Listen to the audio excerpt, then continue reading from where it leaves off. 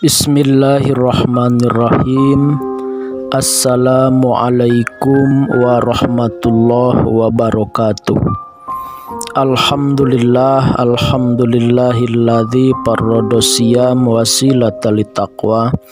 Wassalatu wassalamu ala nabiyil mustafa wa ala alihi wa sahbihi ahli sidqi wal wafa. Alhamdulillah, puji dan syukur terpanjat kepada Allah.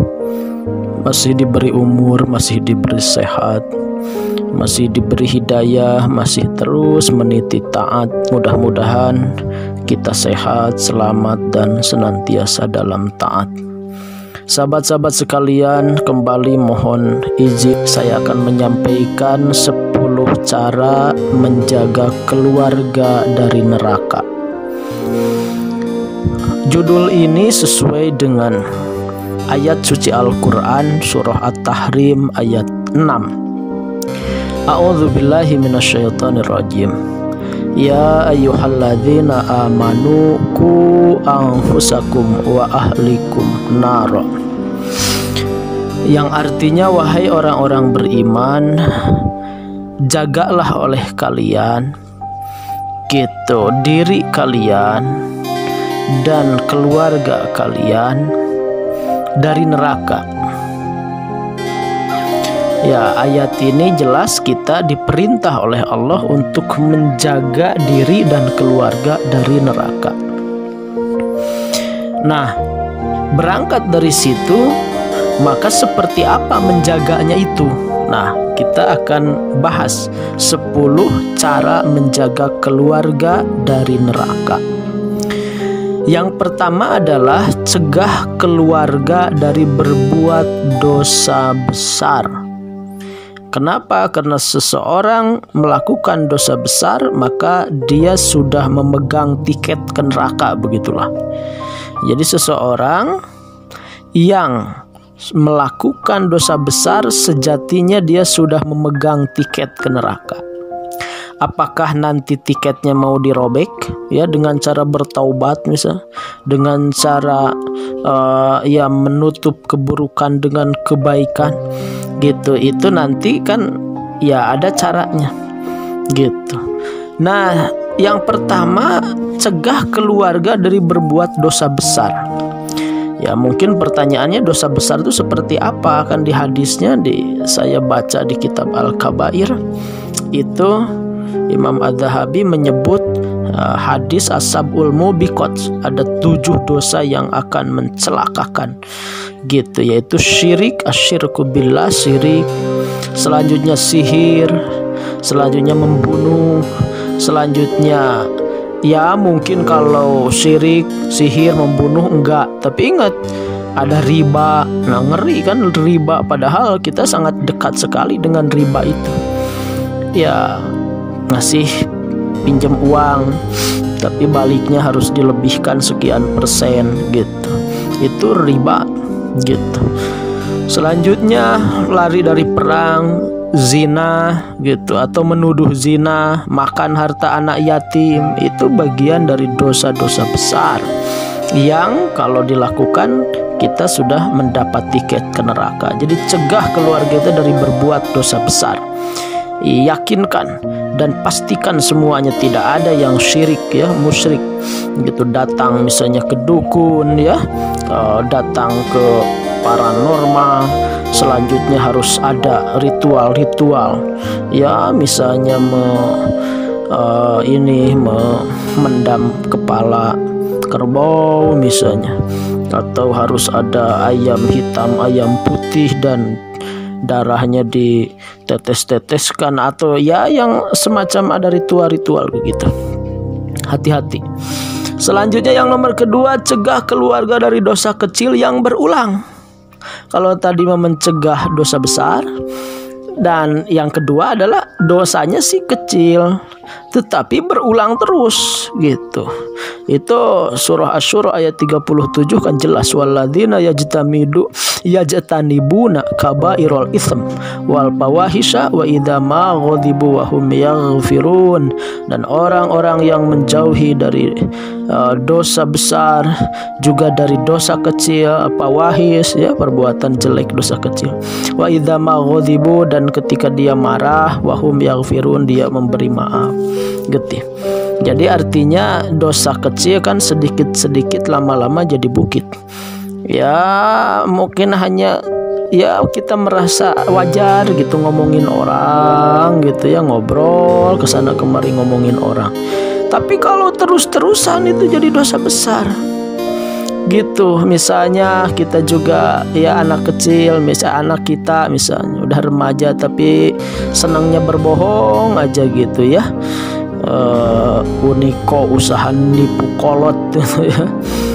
Jadi nipu aja ya, sepertinya kecil-kecilan, bohong enggak kok mah, enggak kok ya, kita langsung sweet. Tidak boleh begitu nak. Ingat, dosa mungkin ya dosa-dosa kecil, tapi kalau terus dilakukan jadi dosa besar gitu. Hati-hati. Selanjutnya yang nomor ketiga, cegah keluarga dari ya hedonisme, cinta dunia. Jadi hubu dunia gitu, itu cegah. Innahu kana fi ahlihi masrura, di surah Al-Insyiqaq ayat 13. Sesungguhnya orang itu ada di dalam keluarga itu masrura, dia itu senangnya hedonisme aja, senangnya ya bersenang-senang aja di dunia itu gitu. Yang jadi orientasi itu dunia aja. Bapaknya ngejar dunia, ibunya ngejar dunia, anaknya pun duniawi saja, jauh dari agama, jauh dari kebaikan dia.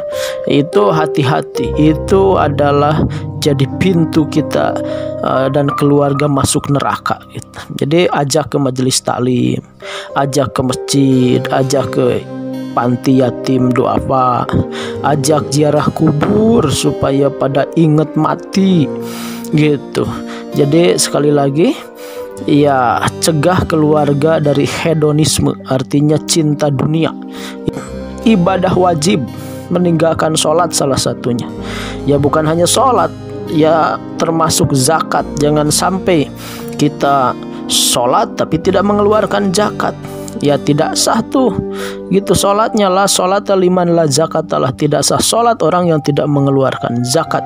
Karena kemarin kan sudah kita bahas bahwa sholat dan zakat itu seolah satu kesatuan. Karena dalam Al-Quran selalu terangkai kalimat aqimus sholah wa atuz zakah, ya tegakkan sholat, keluarkan zakat. Ya itu, jadi sekali lagi cegah keluarga dari meninggalkan ibadah yang wajib atau kewajiban. Masalakakum fis saqar qalu lam nakum minal musallin. Kenapa mereka celaka gitu? Kenapa mereka ada di dalam neraka sakor? Maka mereka semua menjawab, lam naku, tidak ada kami, minal musallin, dari golongan orang-orang yang sholat. Ternyata dia tara sholat gitu, nggak mau sholat, akhirnya ada di dalam neraka sakor. Jadi hati-hati ya, cegah keluarga dari meninggalkan ibadah wajib seperti sholat, zakat, puasa gitu dan lain sebagainya. Yang nomor kelima, cegah keluarga untuk berbuat durhaka. Ya, suami ke orang tuanya ingatkan oleh anaknya, "Pak, jangan lupa si mama, si bapak, si emak di kampung halaman jangan diterlantarkan, jangan dilupakan." Diingetin. Karena itu bisa jadi pintu neraka buat suami kita. Suami ingetin ke istrinya gitu ya, harus hormat kepada suami gitu, harus jangan durhaka kepada suami. Orang tua ingetin anak-anak gitu, kalian harus hormat kepada orang tua ya, kepada ayah, kepada bunda gitu. Ingat ridho Allah terletak di ayah dan bunda. Ingatkan jangan sampai mereka durhaka gitu. Jadi cegah keluarga untuk durhaka ke orang tuanya gitu ya, kepada suaminya gitu ya, pokoknya durhaka.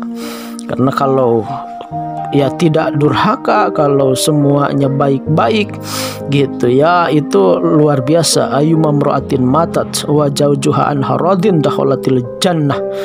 Jadi siapa saja perempuan yang meninggal dan suaminya ridha, maka masuk surga dia. Jadi cegah keluarga untuk durhaka kepada suami, durhaka kepada orang tua. Selanjutnya cegah keluarga berlaku dayus. Gitu. Apa itu dayus? Dayus itu ya cuek dengan kemaksiatan di anggota keluarganya. Ingat salah satu qad haramallahu alaihimul jannah mudminal khamri wal aku wad dayus. Gitu. Jadi ada 3 golongan yang haram ke surga. 1, peminum arak. 2, durhaka kepada orang tua. Ketiganya dayus. Apa itu dayus? Ya malah ya ghuruli ahlihi, orang yang tidak cemburu dengan keluarganya berbuat maksiat. Suami selingkuh, cuek aja, nggak apa-apalah, yang penting menafkah ngalir.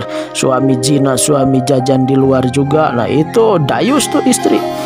Atau suami istri tepak toel aja sama misalnya siapa ya, sama tukang ojek, misalnya tukang sayur, tukang apa, masukin laki-laki ke rumah gitu.